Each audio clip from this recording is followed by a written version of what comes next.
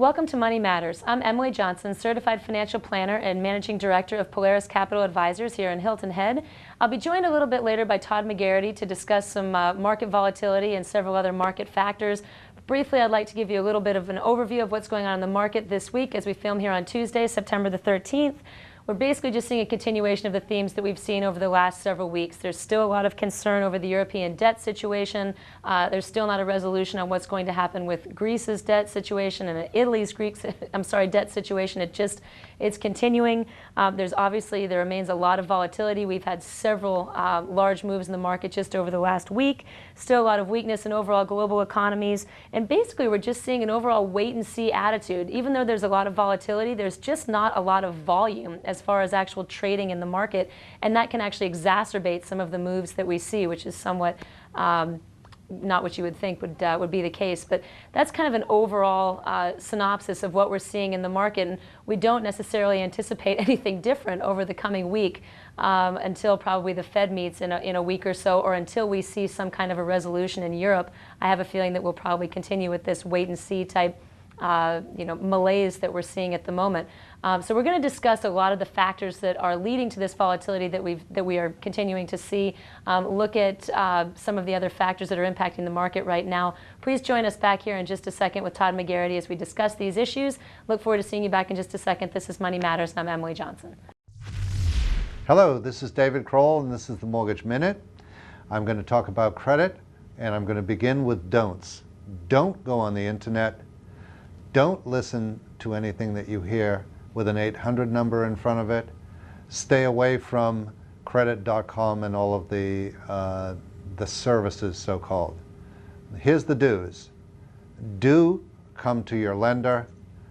Have the lender pull a real credit report. It is much less scary than you think. It costs nothing, and improving your credit is relatively easy. Thank you.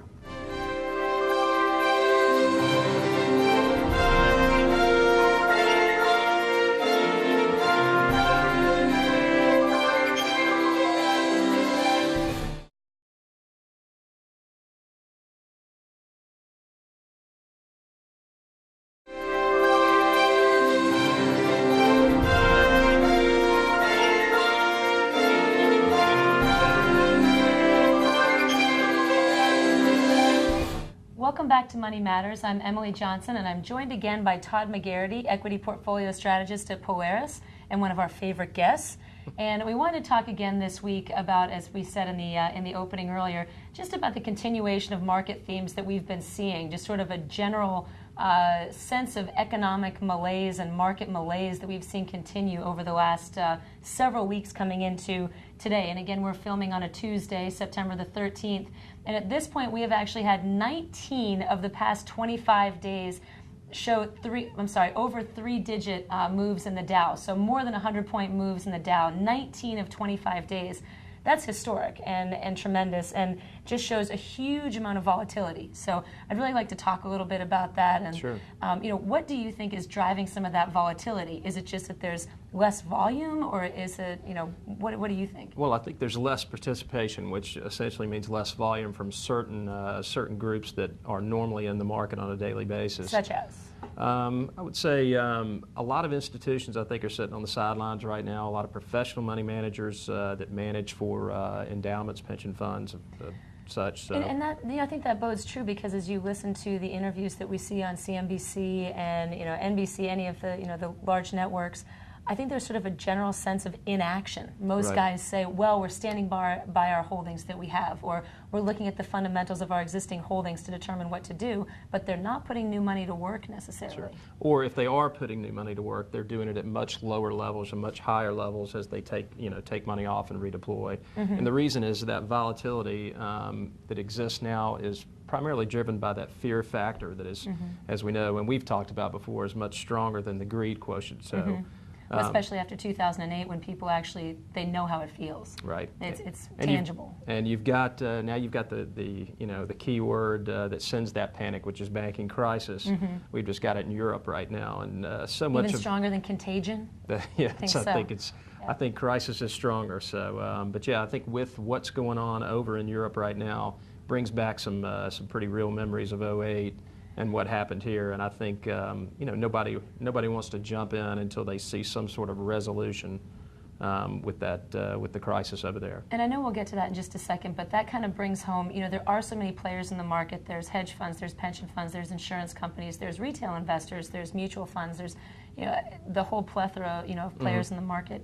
And obviously most of our viewers are investing their retirement accounts, they're investing their kids' 529s, they're investing for the longer term. Sure.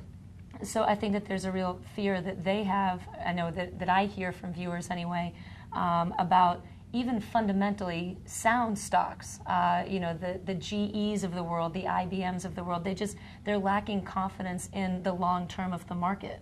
Right. I mean, what do you think that does to the overall movement in the Well, market? I think this goes back to what we were talking about, I believe, on the last show, when it comes into high frequency trading and gaps in volume, when a lot of the players aren't in the in the market in a wholesale basis. What you're getting is gaps down in volume, and these high frequency guys are having. So let's stop there for just a second, because I know we addressed a little bit, but I'd really like to get into high frequency trading. So high frequency trading we talked about last time. It's a computer model that is largely driving large trades, large movements of money in and out of the market very quickly in a millisecond. Right. A lot of these guys have algorithms set up to essentially hunt out large discrepancies. blocks. Sure, large discrepancies or large blocks of trades or large blocks of stock that institutions have to get out of, hedge fund managers, 100,000 share blocks, 200,000 share blocks, and what they do. For example, just in terms of hunting it out, just so that we can give the viewers an idea, like let's say it's well known that such and such a mutual fund or such and such a hedge fund has a system that when a stock hits $12 a share or $10 a share, that's usually when they want to exit on the downside. So if they see a stock approaching $10, then they might jump in at that point to be the recipient when the hedge fund goes to sell. Is that exactly? Effectively? Or they might, on a lot of cases, and this is what's been so controversial on, as far as the hedge fund, community and other people who make their living trying to buy and sell stocks for in large blocks, is the false representation of inventory that's out there. A lot of these guys are represented inventory, and they can pull it away in seconds. So essentially, the liquidity that looks to be in a stock is not necessarily there, and a lot of those algorithms are designed to sense that volume. When they say we're here to purchase such and such at $10 a share, but then they pull back out, at the same time somebody on the opposing side says, okay, I'm willing to sell at $10, they back out, suddenly they wind up selling at $9.80, exactly. $9.75. Or they might have a computer model that essentially tells them the level of inventory and how much inventory is underneath them. And so they can take advantage of blanks in inventory and that's why you're having such steep drops in stocks like a GE or a blue chip type stock that people aren't used to seeing volatility in over the years. You're starting to see some some pretty scary drops in some of those type stocks. I mean, I remember when it used to be that a 100-point move in the Dow, right. I'm pretty young, but it used to be that a 100-point move in the Dow was enormous. I mean, it was really something, it was a cause to, sit after work for several hours discussing, well, what are we going to do tomorrow? Sure. Now it's a common, 100-point swings throughout the day are nothing. Sure. Well, we've talked about this before. I mean, I was working at Merrill Lynch on September 11th, or the week after September 11th when they opened the market. September 17th. That's right. And I can remember that week coming in very, very fearful of what was going on there and what the market was going to open at. The world had essentially changed. Truly changed. And there was a serious fear factor out there. Market, opens up and actually stabilizes and ends up closing down about 600 points. Which now we've seen 600-point moves, and I think I looked at it before the show. We've seen 600-point moves over, I think, about a dozen times. Sure, we had just in the last few years. We had a down move of 500 and something points on a random Tuesday, a couple of weeks ago. So that kind of volatility is unprecedented. It really is, and it's. I think it's something that the regulatory bodies are going to address and try to put a stop to. Well, let's talk about that in just a second. I certainly hate to end this segment on any kind of a down note. We're going to come back in just a second and talk about some of the potential solutions that will be put into place, et cetera. So please stay with us. We'll be right back. I'm Emily Johnson with Todd McGarity, and this is Money Matters.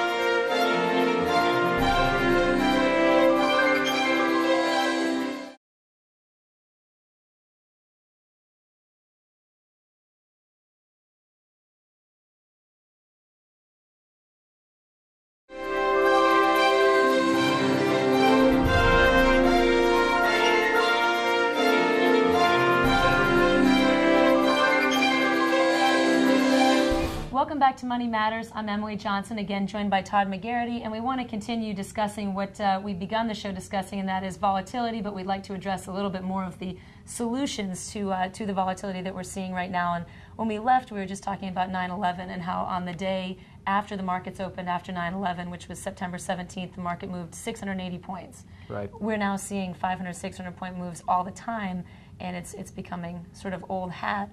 What are some of the solutions that you would see in place that you're hearing discussing? As we talked about before, I believe a lot of the discussion right now is around eliminating the penny system. For instance, talk to me about that. When I started, at Merrill Lynch 20 years ago, I can remember they were trading. Wow. Yeah, thanks.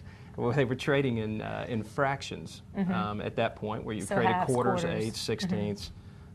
They decided to tighten that up to improve liquidity, and with all the automated systems, the elimination of the floor, specialist, as the floor opposed to broker. actually handwriting the tickets, where you could say, I want to get such and such point, It made it an efficient. It was an efficiency move, and it really made sense, I think, at the time.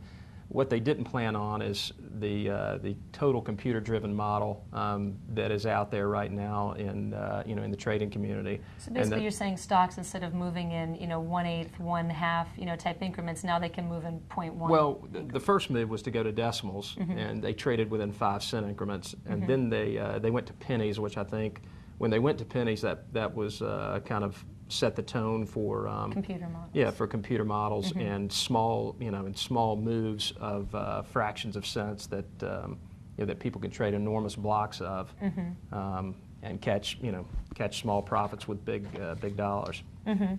So I think that really had a profound impact on how the trading community looked at those. So you think if they eliminate the penny system and go back to the nickel system, at least then we'll have sort of, I don't know, how would you say, this difference in the arbitrage opportunity? That's exactly right. I mean, the arbitrage for that small of a move, because let's face it, I mean, traders who are in the high frequency community, they really don't. These are groups that they really aren't. They don't care about the fundamentals of the company. Right. They don't care about the business point. model. They don't care who the CEO is.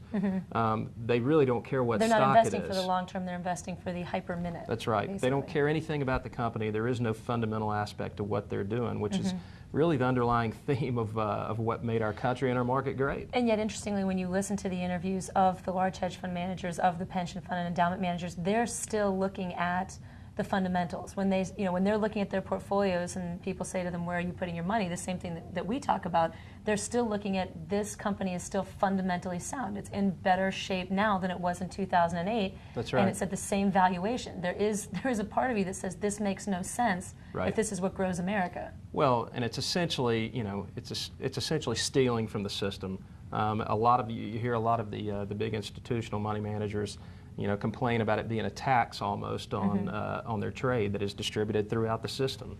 So these vulture type traders that come in and grab a penny here, a penny there on either side are causing millions of dollars to be lost in what would normally be a good execution on the stock. Yeah, and a lot of retail investors, I think, as a result, feel like it's not the place for their money anymore, which is.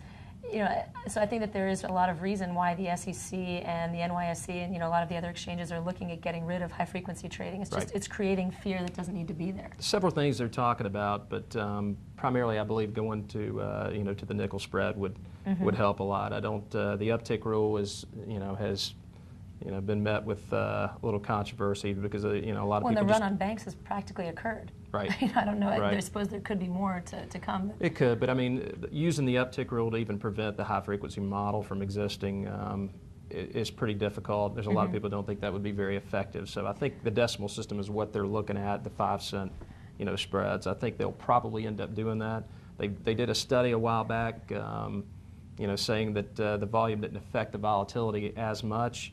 Of course, this is when this was back in back in 07, 08, where you had enormous volume in the market anyway that could readily absorb that sort of activity. But now, as we see the deal in Europe unfolding, I think you're starting to see with any sort of lack of participation in the market, what you end up with is this flash crash, right, syndrome, where you have these enormous swings in the market, and I think they know it's hurting general participation, not only on the retail level, but also institutional level as well. Sure, absolutely. because they don't feel like it's a fair market in which to participate anymore. That's right. So, one other thing that I'd like to talk about is the fact that the Fed's meeting next week, and obviously we have seen sort of a lackluster economy for the last I don't know how long we want to talk about, but definitely when you look at the market's response to it anyway, for the last 6-8 weeks. And I know the Fed is meeting in, I guess, a week or so, about a week and a half from now. And one of the things that they're talking about doing is this so-called twist that they did back in the Kennedy era.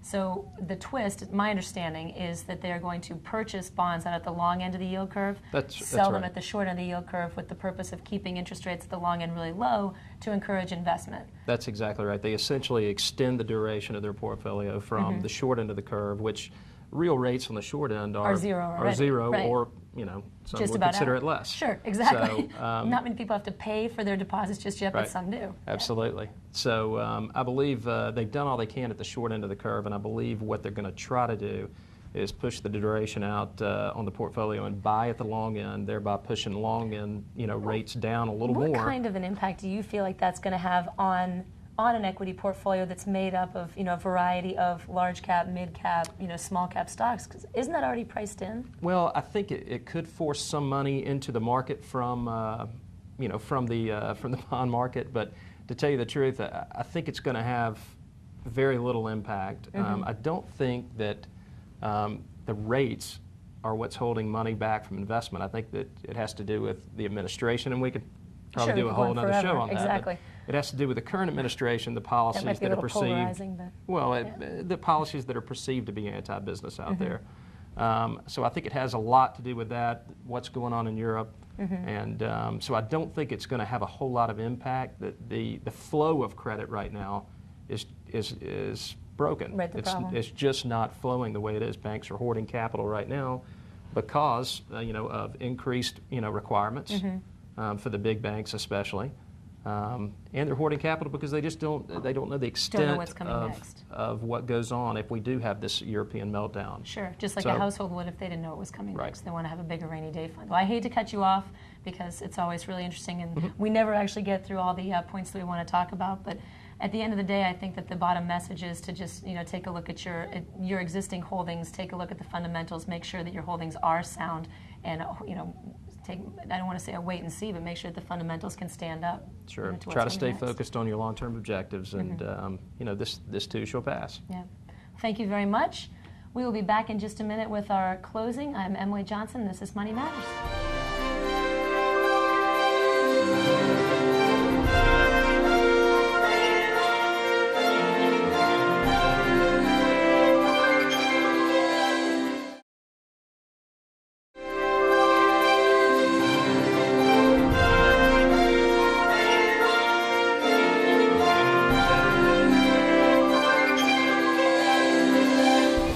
Welcome back to Money Matters. I'm Emily Johnson, and I'd like to change gears just a second from just the investment side to moving over to a discussion of financial planning and answer a viewer question that we received last week that I think is very timely. And that is, should I consider a Roth conversion given the decline in the market and the decline in my account value? And the answer to that, of course, is going to be personal. But before we get to that answer, I want to talk a little bit about the difference between a Roth IRA and a traditional IRA as I answer the question. The main difference as we look at it now between a Roth IRA and a traditional is that you do not have to remove funds from a Roth IRA when you hit 70 and a half. The funds can continue to grow year over year, tax deferred until and then when you remove the funds from a Roth IRA, they're received tax free. That's a main difference. Traditional IRA, you do have to take funds out when you hit 70 and a half, and when those funds come out, because they went in pre-tax, you have to pay ordinary income tax on those funds. So the idea of a Roth conversion is taking the funds that you have inside of a traditional IRA and moving them to a Roth IRA. Now, when you do that, you do actually have to pay the taxes at your ordinary income tax level on the funds that you move from one to the other. In an ideal case, you'd actually only have a Roth conversion or perform a Roth conversion if you have the cash on the sidelines to make up that tax differential. So for example, if you wanted to move $100,000 from a traditional IRA to a Roth IRA and you're in a 25% tax bracket, that conversion is going to cost you $25,000. It's a sizable amount of money. You'd really only want to make that conversion if, one, you have the cash to pay that tax outside of your IRA, because I would never want to make a recommendation that you take funds from a retirement account, move them to a Roth IRA, and then deplete those funds to pay your taxes. It's really a best scenario if you have the cash in order to pay those taxes at the time of the conversion. That's number one. Number two, if you feel strongly that you are either going to, one, be able to allow those funds to remain in a Roth longer than 70 and a half because your cash flow situation will allow for you to do that in retirement, or you want to use it more as an estate planning tool, which is a whole nother discussion, then the Roth conversion might also make sense. And also, if the tax bracket that you are in right now, if you feel that that's going to be a smaller tax bracket than the tax bracket you're going to be in retirement when you have to remove the funds from your traditional IRA, that also might be a reason why you would consider a Roth conversion. So the viewer question is very timely, because if you're having to pay tax on the amount in your account right now and your account value is down, then perhaps now might be a time to consider doing that. The questions you want to answer for yourself are, one, do I have the cash to be able to pay the taxes on that conversion? Two, do I think my tax rate is going to be less now than it's going to be in the future? And three, what is the timing on which I'm going to need those funds in the future? So based on your answers to those questions are really, how to answer that question. I hate to skirt the answer, but really you need to consider those situations. Please give me a call if you'd like to discuss them in greater detail in your personal situation. But that's sort of my roundabout answer to your question. Thank you very much for that question. I think it was really timely. We really appreciate all the questions that we get. Please keep them coming. Send them to our Facebook page. You can check us out at Polaris. I believe it's Money Matters /Polaris Capital Advisors. Send us an email, Emily@Polaris Capital Advisors. We welcome your questions. Look forward to seeing you here next week. That's the end of our show. This has been Money Matters. Have a great week.